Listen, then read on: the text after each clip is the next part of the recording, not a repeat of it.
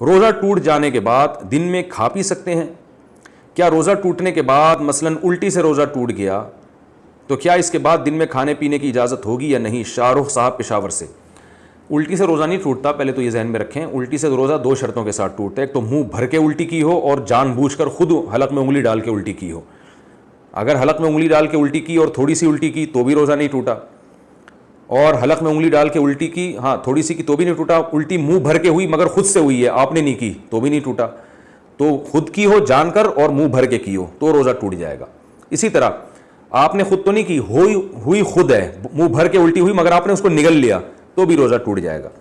तो जब भी गलती से जानकर अगर रोज़ा तोड़ा है तो फिर तो 60 रोज़ों का कफ़ारा है, अगर खाने पीने से रोज़ा तोड़ा या जिमा करने से। लेकिन अगर गलती से रोज़ा टूट गया, देखें भूले से टूटेगा तो रोज़ा टूटता ही नहीं है, भूले से खाना खा लिया, पता ही नहीं था, याद ही नहीं था रोज़ा है। लेकिन गलती से अगर रोज़ा टूट गया, मिसाल के तौर पर आप कुल्ली कर रहे थे और पानी संभला नहीं और रोज़ा याद था आपको मगर वो पानी गलती से हलक में चला गया, तो ऐसी कंडीशन में भी रोज़ा टूट जाता है। तो क्योंकि ये भूले से नहीं है बल्कि ये गलती से है, याद था आपको रोज़ा लेकिन एहतियात नहीं की आपने और पानी चला गया।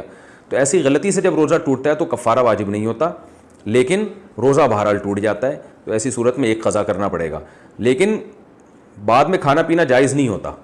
यानी अगर आपका गलती से रोज़ा टूट गया किसी मिस्टेक से, जैसे आप शॉवर ले रहे थे, नहा रहे थे और पानी एकदम मुंह में चला गया, या स्विमिंग कर रहे थे रोज़े की हालत में मुंह बाहर निकाल के, लेकिन वो गलती से डुबकी लग गई और पानी पेट में चला गया, तो रोज़ा तो टूट जाएगा।